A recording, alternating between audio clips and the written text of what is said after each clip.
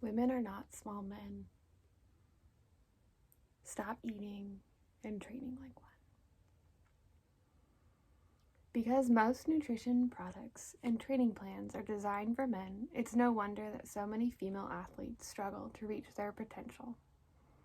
Roar is a comprehensive, physiologically based nutrition and training guide specifically designed for active women. This book teaches you everything you need to know to adapt your nutrition, hydration, and training to your unique physiology so you can work with rather than against your female physiology. Exercise physiologist and nutrition scientist Stacy T. Sims, PhD, shows you how to be your own biohacker to achieve optimum athletic performance.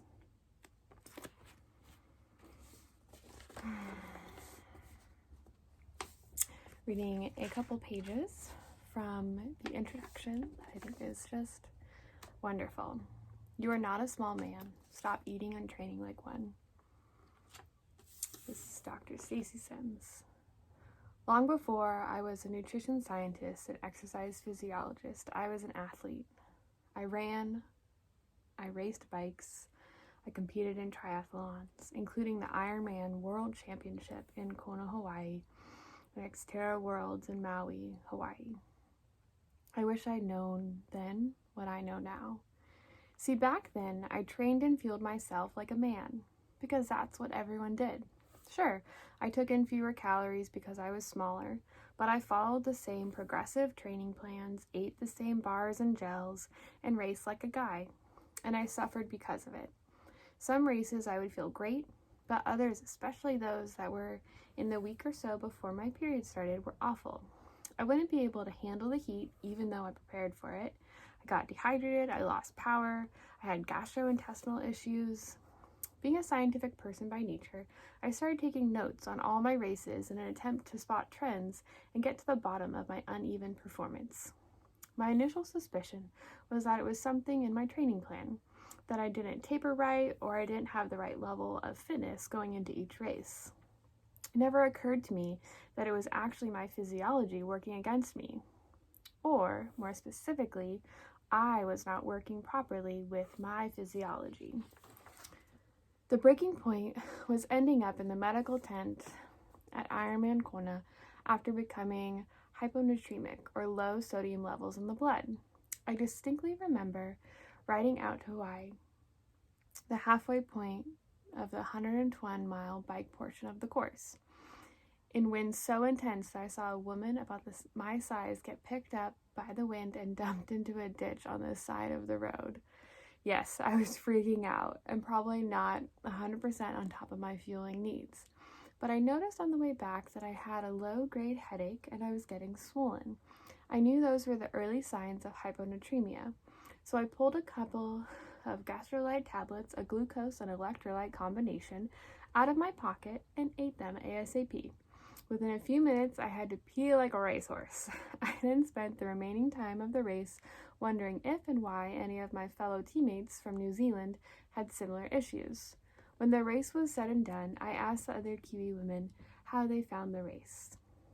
What was incredibly interesting was that those of us in our high hormone phase, a few days out from getting our periods, had borderline hyponatremic issues.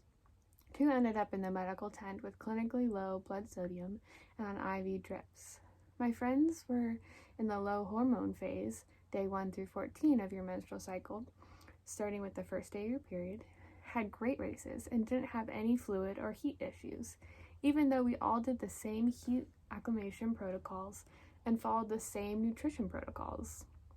This prompted me to change my PhD topic from altitude to heat and to try to figure out why those of us in high hormone phase had experienced such problems. That's when I decided to become a biohacker for the female race. I was already living in New Zealand and studying for my PhD in environmental exercise physiology, nutrition science at the University of Otago, where I had access to a lab, state-of-the-art data analysis systems, and lots of active friends, teammates, and colleagues. With full access to environmental chamber, core temperature monitoring system, blood analysis equipment for things such as hemoglobin, hematocrit, fluid balance, and other hormones.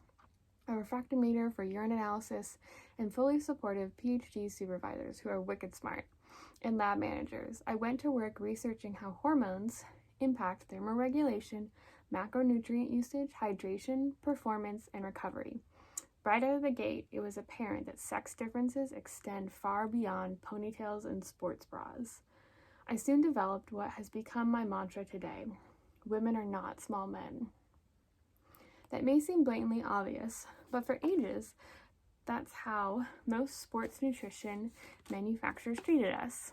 They simply formulated products that had fewer calories and put them in pretty packages, maybe tossed in extra calcium or a bit of soy protein and labeled it women specific. For many years, women got the nutritional equivalent of shrink it and pink it. That's a huge disservice, and it's time to acknowledge, treat, train, and fuel women as the different physiological beings we are.